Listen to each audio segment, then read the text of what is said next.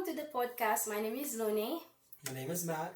and today we're going to be talking about how desperation lead us to start an entire cleaning business with just $178. You guys always hear my story, but you never hear Matthew's side of things, which is my husband. Matthew, what was it like starting the business? Remember, because we had had bonds every day, and we thought the bank was gonna pick up our house and actually take it away.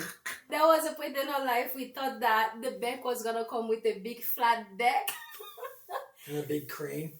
and pick up our house and just take it away because we couldn't make a mortgage payment. And I think that's when we we saw a guy on TikTok that was talking about window cleaning, and that's how we got into the business. We didn't even have a link ladder. Remember there was a time where you talk about link ladders so much, I created a nickname for you. Link. Because every We single needed day, he will tell me, we need a link ladder, we need a link ladder. I got to the point I start to call him Lincoln, and that causes so much fight. If you're new in business and you're doing business with your partner, be ready for the ups and downs. It has to be a roller coaster. It will be a roller coaster. There's gonna be time where you laugh together, time where you're cursing at each other. 2 streams of income simply wasn't enough. You were working, I was working, and we still couldn't make ends meet. People that are living in just 1 stream of income nowadays, how do they survive? Just one income is not cutting it.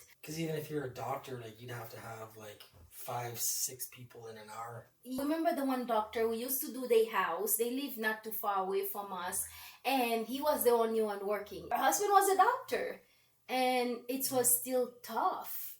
And they have to be in a budget. Yeah, but they had 12 kids. There's something amazing with having large family and a lot of siblings. But you need lots of helpers. You need the whole town to help you raise them kids. All the aunties and uncles, the whole colony to help you raise. Random strangers in the street, not random strangers. Oh, yeah. We cross over, there is no going back now. What will be one advice you have for someone who is just starting in business right now, who have little kids, who have a family, and they're gonna have their husband as a business partner?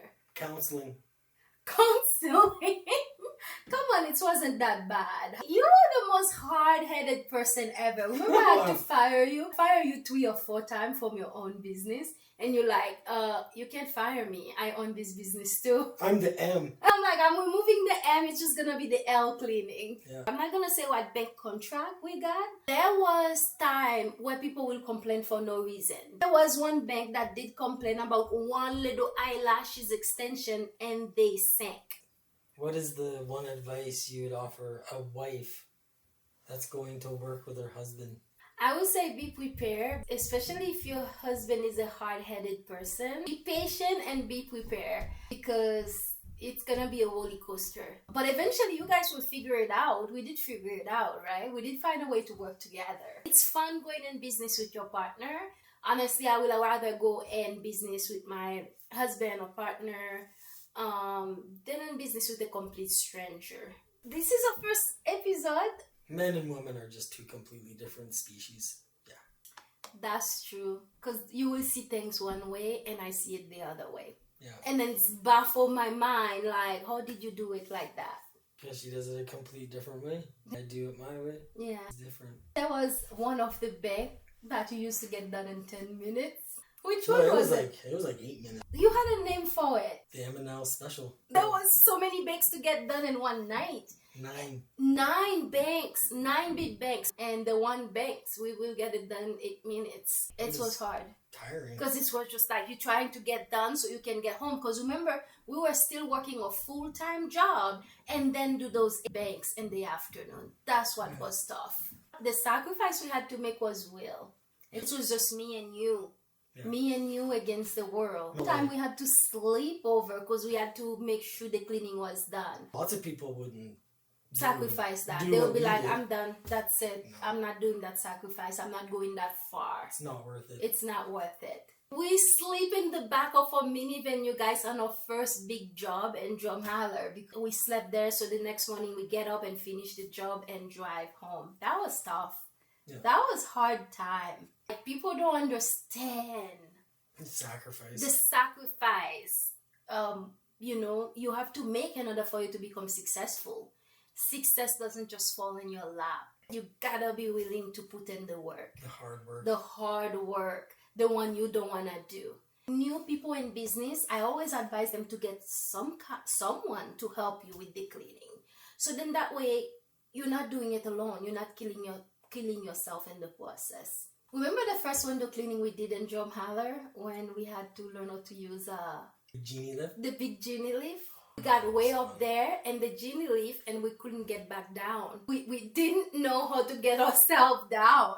We had to do the windows in the backside by the river, and then we had to go down the path. Like, we used the flashlight on our cell phones. Yeah. So we had 2 cell phones with the flashlights so we could see. And drive it out of there. Drive this big thing down. And the thing... Down hills. Yeah. We had never drive a genie lift in our life. I think you would drive a scissor lift, but I had never drive a genie lift. And yeah, and then we had to figure it all out that day to get the job done. If only someone would have tell us, hey, you can get a water-fed pool and make life a lot easier on you.